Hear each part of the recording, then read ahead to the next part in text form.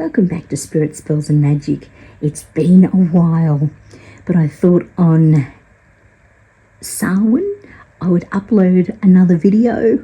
It's been a couple of years now, I believe, 2 years since my last video. So I wanted to get back into making videos again.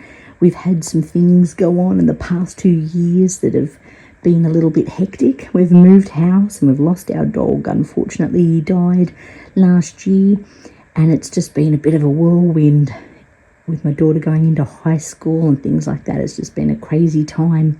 So I haven't been able to make videos, but I am definitely back on track to make more. And I'm going to start with, for Samhain, just doing a little review of the Seasons of the Witch Samhain Oracle deck. Now, these ones, I've used them only a little bit. They are good in a sense that they're different. I like them because they're witchy, and you don't get many packs out there that are witchy. But this particular one, being an oracle, they're not the same meanings as what you'd find in a tarot deck. People that use oracle cards quite a bit would know this, that they're not identical to a tarot deck. So you don't always get the same meanings over and over for the particular cards as what you do in a tarot deck. They're the same cards over and over and have the same meanings. Whereas oracle can be anything, basically, that the creator wants them to be. So they're kind of a variable, you could say. They could mean many different things. And this particular deck is relating to witchcraft, I guess, or being a witch. White witch, dark witch, it doesn't really matter for this particular deck. The good intentions I can see from what I've read of the cards. I haven't memorized all of them, and it always helps when you get a deck that have the little meanings written on them. They're really well illustrated by Giada Rose and created by Lorraine Anderson and Juliet Diaz. Seasons of the Witch, and it's the Samhain deck. Now, they do have other decks out there. I've seen a Beltane before, and the Northern Hemisphere is celebrating Beltane this week, and there's a deck out there I'm going to get for Beltane, absolutely. I tried to get all of them in one go when they first came out, and I could only find the Samhain Oracle deck. So I do believe there's a Yule, a Beltane, and I'm just trying to think what else there is. I'll have to look into that because I do want to get all of them, and I'm going to review them all for you. But that's what I want to kind of do going forward. I've done all the Sabbats and shown you how I participate in those. Where I'm going to be doing little things here and there, I want to include those in my videos, but also I'm going to be opening up my own tarot channel soon. I mean, I have it already, I just haven't put any videos up yet, so I want to be doing that too, because I've watched people for years doing it, and I love it, and I really want to get into that myself with my decks, and hopefully I'll get a lot of followers there too. But for now, I'm just going to continue with this. I'm going to be doing a bit of journaling, and I've got to update my grimoire. Oh my gosh, it's been too long, and I want to show you the updates that I've done to that as well, and any witchy crafts that I can find, as well as, now that I'm a carer for an older man, my stepfather, I want to put witchcraft into everyday duties like housework and things like that, because when you get to my age, it's pretty much what you're left with. I mean, we do go out, we do as much as we can, but now that my daughter's a little older and in high school, she's busy studying and things like that, so we don't get out and go and visit particular areas as much as we would like. But you can use witchcraft in your everyday mundane chores and things like that, so I'm going to be showing you how. But for now, let's review the Seasons of the Witch Samhain Oracle, and we'll go through. It's probably going to take me 50,000 years to show you every card and every meaning, but I just wanted to give you an idea, if you're interested in buying this particular pack, what is involved, what the guidebook has, because when you buy a legitimate oracle deck, it comes with an a guidebook, if you do buy them off places like Temu and Shein, they come with it's like an e-book. You've got to read it on the screen, so it's like an electronic guidebook. But I like these ones because they're physical. You can look at them, and I'm like an old school bookie person, so I like my guidebooks. But I do hope that when you buy them on Shein and Temu and different places like that, that the money does actually go to the people who create it. Otherwise, I'm sure there's some kind of copyright problem there, but they are usually smaller too. I know I bought one a couple of years ago, a smaller deck, because I just couldn't get it anywhere else and I had to have it. So I did buy a Temu/Shein, I think it was Shein deck, and it came with the ebook, and I was like a bit disappointed there. And I hoped that the money was still going to the people, that Shein and Temu, if they're going to be duplicating these oracle decks or tarot decks, that they are actually passing the money on to the people who create them, because that's a lot of work. You know, it's you can be lucky if your tarot deck sells and you get a shitload of money for it, but people, I mean, the main people that I watch on TV, some of them have created oracle decks or tarot decks, and they still kind of struggle. I mean, it may be a hit for a while, and if people don't exactly enjoy the style you like, then people won't buy your stuff. So it is really important that that the people that are creating these decks get the money for them. But we'll move on now. I wanted to show you quickly, this particular guide is a really nice one. Apologies for the shadow. It has an introduction, like most of them do, about the authors, illustrators, acknowledgements, and then it tells you about the individual cards. And you really do, for an oracle deck, need to understand and memorize, if you can, the meanings for all these cards, because, as I said, a tarot deck is the same no matter what the graphic on the front looks like, whereas oracle cards can be different and mean different things, and they usually relate to whatever the pictures say. But, for instance, altar, you know that it's something to do with an altar. So that particular one means to the magic will start coming to you when you start putting effort in. That is kind of like the moon card. It's kind of hidden. It says here, invoke the power and fear, not the hidden. So it's kind of like the moon card in the oracle, in the tarot deck. But luckily, they have a little blurb on each card in this particular deck that show you, or give you a quick meaning. And then in the guidebook, they have each card. And when you go into the particular, for instance, altar, you've got keywords and what that means, as well as, if we go to the next page, it shows you, if you can see that, a little bit about the card, its meaning, and how it relates, or if you can see that, how it relates to the question. Because with readings, if you're not familiar with doing them, you do have different spreads, and each card represents, say, the past, present, future, answer to question, who's going to be an obstacle, you know, that kind of thing.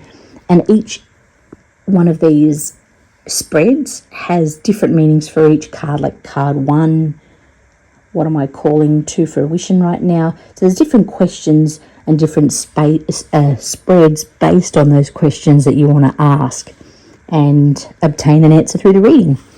So what I'll do, there's all different types of spreads that you can find in here. The basic one is the 3-card spread, your past, present, future.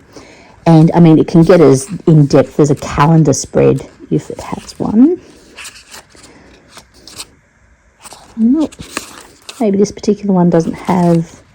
A calendar is basically for the whole year ahead, so you'd probably do it in December, and do a calendar spread, and it'll tell you basically what to look for each month.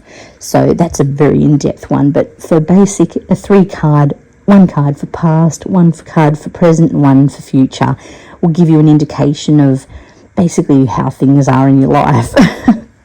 Most of the readings that people want to do are future readings. So as you can see, you can ask many questions to get an answer. And this particular deck is one of those that it's a little hard to get a particular answer, especially from reading the actual blurb on the cards. They don't really say yes or no or anything like that. So with the tarot decks, they usually have, with the major arcana, a description, whether if you get a king or a knight or something like that, or a page. I mean, the page are young, knights are more older, kings are men, and they do give a description. If you get a cups, it's a fair person. If you get a pentacle, they're usually a bit more robust and dark. You know, they give a kind of, I guess, a physical description of who it is that's coming into your life kind of thing. But with oracle cards, it's a little different. It's more about how to get what you want, calling in help, and an indication of things are likely to happen. Not really a yes or no, I would say, but if there's going to be an obstacle, how to kind of dodge it or be aware of it, that kind of thing. So, but it's really interesting, and I bought these cards because I just love the illustrations on each one of them. So we'll get into that quickly. Babbling on, but what I will do, I'll get them in. They are already in order. I already made sure. So I just want to lay them all out for you so you can get a quick idea of what comes in the deck, what to expect if you're a oracle reader, and if you're a beginner too, the kind of things that will be on these cards. Now I'll try and get a little closer so I can get them all onto the bed at the same time. I love these kind of videos where people show you things that they've purchased, like do a little review. So if you're interested in purchasing something, you get to see, have like a sneak peek of what you're going to get. I used to do that when my daughter was younger, and if there was a toy that she really wanted, I'd want to see if you could get your money's worth. Like, is it a good toy? What are the reviews like? So I'd always look up the toy online, YouTube, and find out how it works. Is it easy? And then make a decision whether I was going to part with my money. But that's just 20 of them there. So you've got All Hallows Eve, Altar, Ancestor, Apples, Banshee, Bat, Black Cat, Broom, Candle Magic, Cauldron, Coming of Winter, Crystals and Herbs, Dark Moon, Divination, Elders, and then Elements, Frog, Graveyard, Greet the Darkness, and Grief. So just having a quick look there, you can see there's all different meanings. Some are good, some not so good. So you can probably almost match some oracle cards to the tarot deck. Some have very similar meanings, but you'd really have to get involved in reading all the different meanings to get yourself acquainted with them before you do a reading online or a reading for someone. You've got to familiarize yourself. That's why tarot, I don't really favor tarot oracle cards, but it's easier because they don't change their meanings. Whereas you get a new oracle deck and you have no idea until you go in, you look at each one and you find out what the meaning is and whether it suits your style of reading. Because if you want to do a reading for a friend of yours, you don't necessarily want, something coming up with cauldron, bewitching. That could mean that someone might be coming to mess your plans up kind of thing. But if you've got a friend that isn't into the witchy kind of stuff, you need a basic deck to kind of to read for people. But that was the first 20. Now I'll just move these ones up so we've got room for the next lot. I'll have to put them back in order later. But the illustrations are so nice. I love them. And I really wanted a witchy deck, and they're hard to find. There are a couple out there, and I'll get hold of them, believe me. I'll get hold of them, and I'll do a review. And yes, I'm going to be, eventually, when I've grappled more time back from people, I'm going to be doing my own little channel, and I'll tell you all about that when it actually happens. It's been going to happen for 2 years, but life happened instead. There we go. I'm not going to fit these all on, am I? We might be able to fit them all on. I'll just straighten things up. Oh, seduction. Look at that. Oh, look at that one, spider. They're so good. And as I said, you can use them for light and dark readings. You don't have to hold yourself back. Just because it's a dark deck doesn't mean you're going to be a dark person. You know, it's one of those that's, whatever meaning you put into something is your intention, is your meaning. So you could pick up an Ouija board and dabble with it, but if you don't know what you're doing and you don't set intentions and you don't mean well, obviously bad things can happen.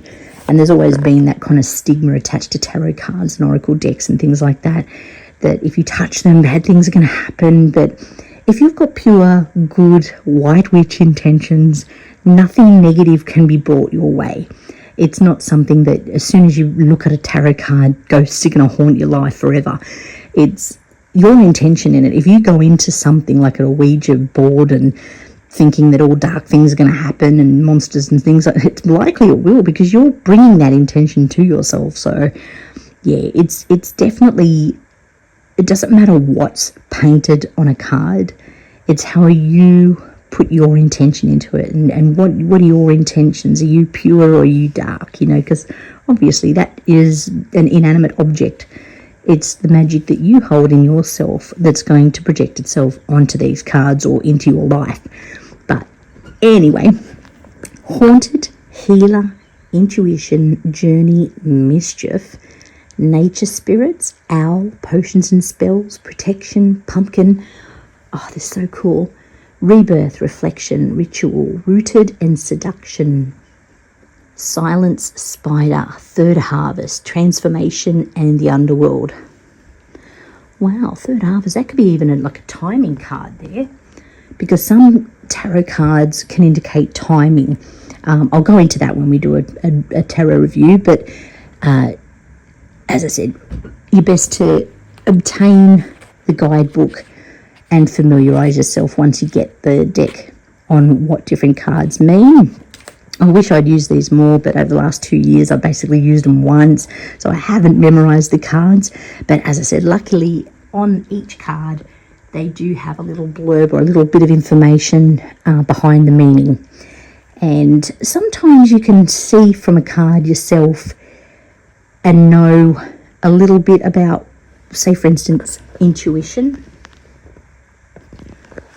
I would interpret that to be like a high priestess card, like being sure in yourself, knowing yourself, and knowing or putting intentions into things, best outcome, that kind of thing. So, and protection could be even a warning card. It could be a warning card.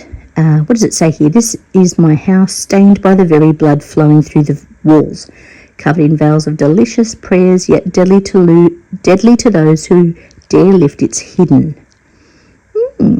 Protection. So that card means that you're protected, I'm guessing, from the front of it, and no one can kind of disturb your little bubble kind of thing. So that's good. But there was a warning card, I'm sure. Thought I'd seen a warning one. Mischief, that's probably what it was. Keep your eyelids open and sights sharp as nails. Oh, sorry, and sights sharp as nails, for there is something trailing behind your tail. I'm reading them and I'm trying to zoom in. Yes, so there's definitely some warning cards here, but it's so cool. The veil, voices, witch, and wolf. Underworld. Ooh, transformation. Wow, so that's like your death card. In tarot, like 1,000 storms held in hands soft against the winds, there is change arising from deep within. Wow, that is so cool. Silence.